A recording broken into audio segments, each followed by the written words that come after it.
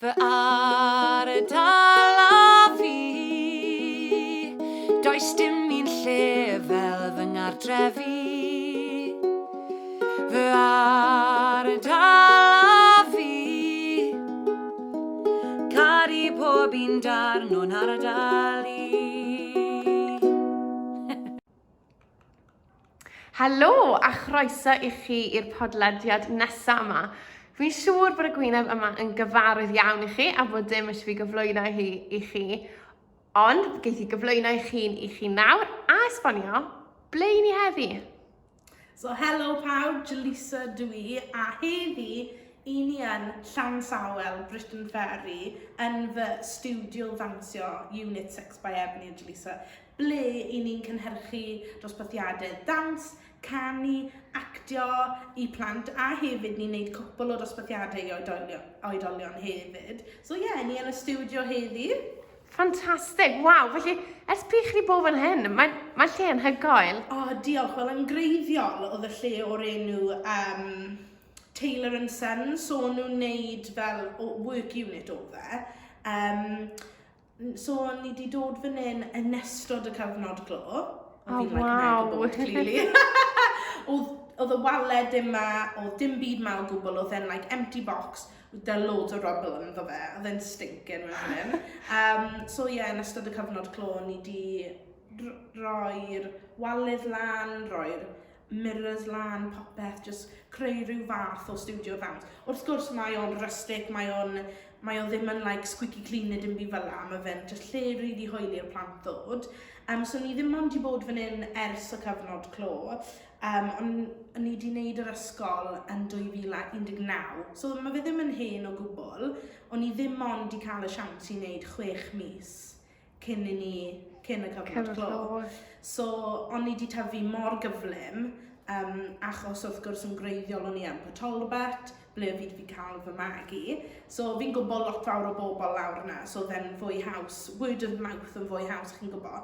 Ond ni ddim yn gallu ffindo unrhyw le i roi studio, so oedd rhaid i ni symud lawr y stryd tipyn bach i Llansawel, a wedyn ni wedi land o fan hyn, so dyma ni yn Llansawel nawr. Mae'n le ffantastig, fi'n siŵr bod chi'n gallu gweld o'r fideos, mae cymeriad yma i'r lle yma, dwi ddim fel bocs rhagor, chi wedi rhoi stamp eich hun ond yma. Fi'n credu, mae'n rhywle neis i'r plant, mae'n rhywle i nhw fwynhau fel i ti'n gweud a cael y profiadau yma, ond mewn lle, mae fel, welwn ni o cwtch ac yn y blaf, ble mae'n rhywle fwynhau ac ymlacio, ond yma.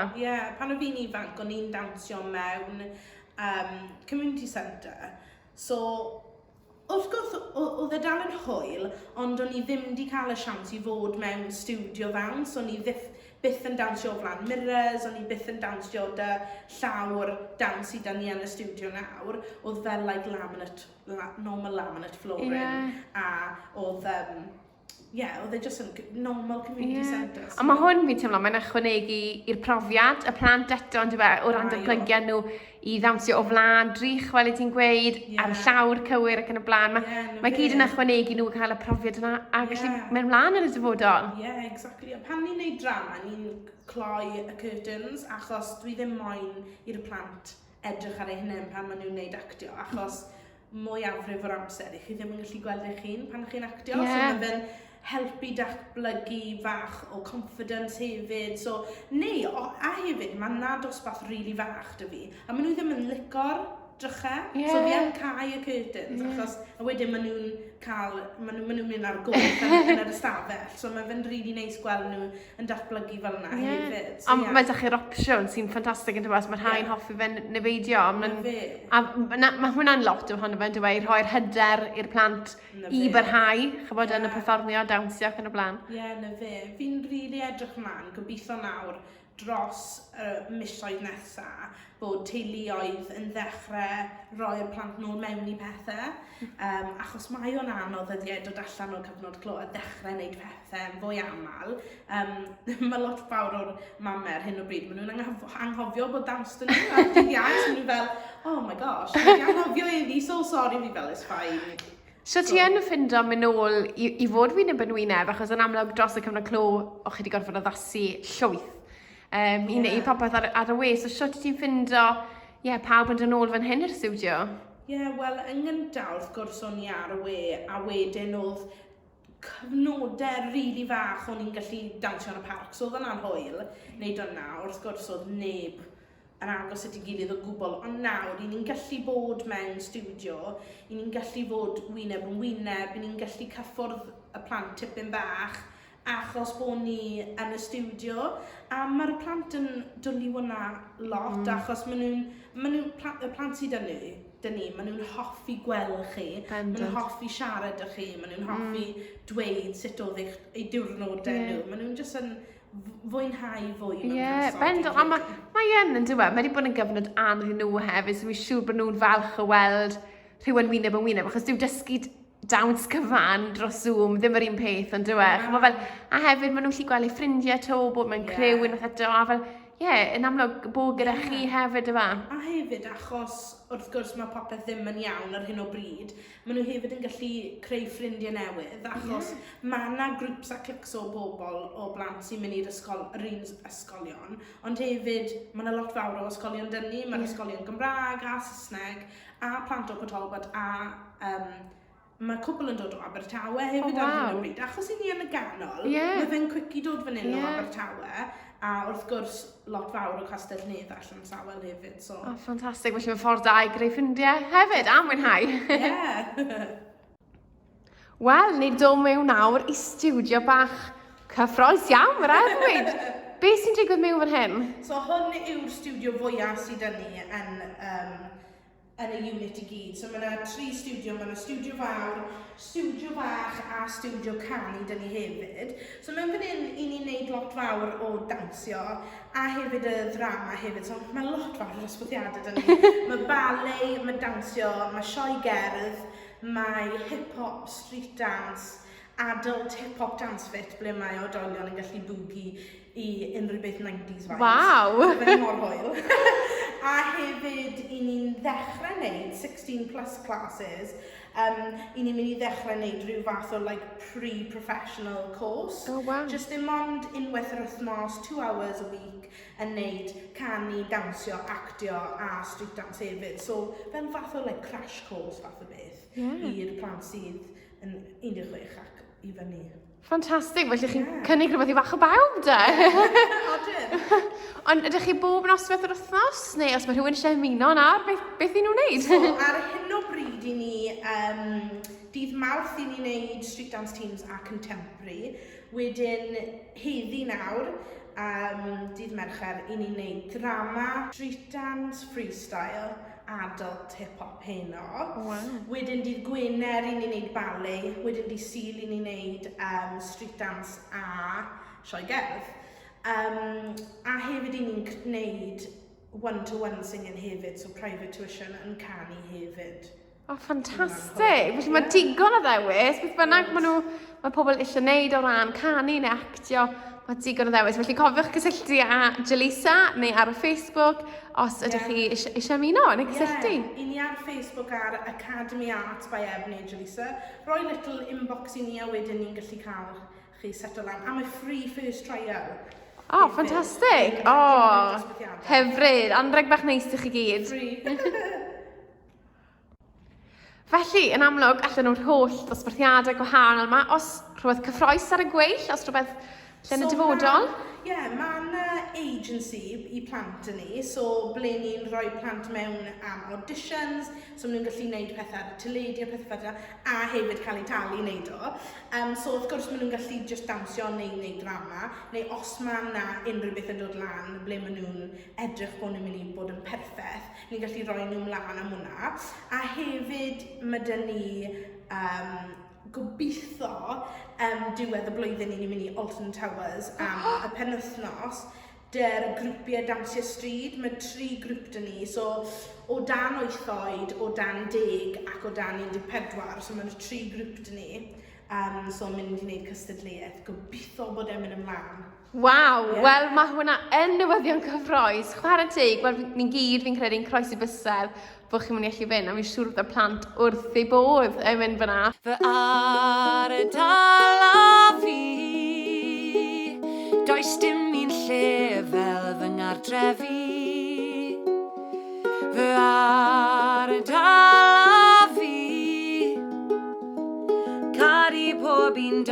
nhw'n Ardal i. Wel, Jalisa, esbonio ni, ble ni wedi cyrraedd erbyn hyn? So ni yn cwtch y plant ar hyn o bryd, ble mae dyn ni just seddau really comfy a chalkboard fan'na ble maen nhw'n gallu chillo mas a mewn fan hyn maen nhw'n gallu rhoi bagau nhw a pack lunches. So cwtch yw e, so mae fe'n really fach, ond mae fe mor bwysig ni bod y plant yn teimlo bod nhw'n gallu ymlacio hefyd achos mae'r dosbarthiadau gallu bod yn galed, falle bod mae lot fawr o plant yn ni sydd dy additional needs a pethau fel la. Rai weithiau maen nhw moyn gadael y dosbarth, dod mewn fan hyn, cael 5 munud i hunain nhw a wedyn joino nhw mewn. A mae hwnna'n absolutely fine. A hefyd mae'r plant yn dod i bod mewn fan hyn pryd mae fe'n amser cinio. Maen nhw'n rhedeg mewn fan hyn a maen nhw'n crazy loon. So maen nhw'n gallu gwneud beth bynnag maen nhw moyn mewn fan hyn. Dim ots dy fi os mae mes mewn fan hyn. Ond unrhyw le arall, dim mes, dim chocolate, dim byd. Oh, waw, na mae'n llun anhygoel, a fel ti'n gweud, fi'n cytuno, mae'n bwysig iawn fod y plant yn gallu cael rhywle neis a saff i gallu ymlacio rhwng gwersi ac yn y blaen. A hefyd, mae'n lleitha cool i ymlacio gyda ffrindiau, fel ti'n gweud, a cael sgwrs bach. Wel, yn amlwg, ti wedi mynd yn eitha enwog, na i weid. Ni'n gweld ti ar teledu, ni wedi bod yn gwneud podlediadau ac yn y blaen. Pa mor bwysig i ti'n teimlo i rhoi'r profiadau yma nôl i plant y gymuned? I fi mae o fwy y siawns i'r plant cael y siawns i wneud y pethau fel la, ond yn gyflymach, neu achos y lle i ni mewn, mae o ddim mor haws na plant sy'n byw yn Abertawe, neu plant sy'n byw yn Llundain, neu Caerdydd. So fi moyn dod ar opportunydd yma, so mae'r plant yn gallu wneud pethau fel la, cael y siawns i wneud cystadlaethau, cael y siawns i wneud pethau ar y teledu, yn y Gymraeg ac yn y Saesneg, a gobeithio hefyd bod nhw'n gallu cwrdd â pobl hefyd, achos ni'n dod â pobl lawr hefyd i wneud workshops o stuff. So achos mae ffrindiau fi yn Llundain ble maen nhw'n wneud sioe gerdd ar y West End, so ni'n dod â nhw lawr, a ffrindiau sydd yn y hip-hop a street dance team sy'n yn Llundain ac o amgylch y gwlad hefyd. So really moyn, just wneud yn siŵr bod y plant yn gallu cael profiadau gwahanol. Ie, waw, achos na'r peth, ti'n gwybod pa mor bwysig oedd y profiadau hynny i ti, a fi'n siŵr bod y plant i gyd yn falch iawn y pob profiad ti'n rhoi nôl i nhw. Wedi gweld ti'n gweud bod nhw'n gallu cwrdd y pobl sy'n lan y Llundain. Mae rhywbeth ffantastig a rhywbeth pan o'n i'n fach os ydyn edrych lan i'r pobl hynny, yn dyfa, gallu cael y tips yma wrth pobl o ran beth sydd angen wneud. Chybod, mwyn cyrraedd y lefel hynny. O ran yr ochr Gymraeg, achos yn amlwg fel ni'n gwybod ti'n gallu siarad Cymraeg, pa mor bwysig i ti'n teimlo bod cynnig y Gymraeg i'r plant, bod cynnig y gwersi ac yn y blaen? Mae o'n really bwysig, achos heb yr iaith Gymraeg, byddai ddim ble ydw i. So dwi wedi cael yr opportunity i wneud pethau. Ar y teledu, dwi wedi cael, hyd yn oed pan o fi yn byw yn Llundain, ges i job mewn siop dillad, achos bod fi'n gallu siarad fwy nag un iaith. So i fi helpu'r plant lleol i siarad yr iaith tu fas yr ysgol yn rili bwysig, achos wrth gwrs o amgylch fan hyn, sdim lot fawr o teuluoedd yn siarad y Gymraeg yn y tŷ. So mae o'n bwysig bod nhw'n wneud pethau maen nhw'n dwlu wneud, ond yn y Gymraeg, yn lle just eistedd lawr a wneud pethau yn yr ysgol yn y Gymraeg. So mae o'n rili bwysig. A gobeithio hefyd bod ni'n gallu wneud rhyw fath o dosbarthiadau yn Potolbert hefyd, ond yn y Gymraeg. Ie, ffantastig. A fi siŵr bod y plant yr un peth mwynhau cael y cyfle i siarad o iaith tu allan yr ysgol yn tyfach. Fel ti'n gweud, mae'r cyfleoedd weithio'n bryn iawn, ond datblygu hyder ac yn y blaen wrth wneud y holl bethau yma trwy gyfrwng y Gymraeg, sy'n ffantastig.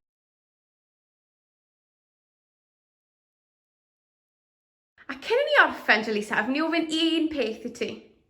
Top tip, iawn?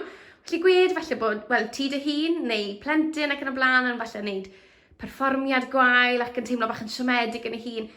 Shwt i ti'n codi hyder y plentyn nawr? So top tip i fi ydy paid a ddangos ar eich gwyneb bod chi wedi gwneud rhywbeth yn anghywir, achos pwy bynnag sy'n gwylio chi ddim yn gwybod be chi'n mynd i wneud nesaf. So os ych chi jyst yn cadw'ch gwyn ymlaen, a wedyn pan chi dod off, jyst meddwl, o fi wedi gwneud rhywbeth yn anghywir, ond amser pigo fi hunan lan a trial to. Ffantastig. Felly dyna'r top tip i ni. Y wen, yna beth sy'n bwysig, y wen. Fi'n siŵr byddwn ni gyd yn cofio hynny. Wel, diolch yn fawr iawn i ti, Jalisa, a diolch am ddod i ni fan hyn heddi. Ffantastig. Diolch yn cael fi. Fy ardal a fi,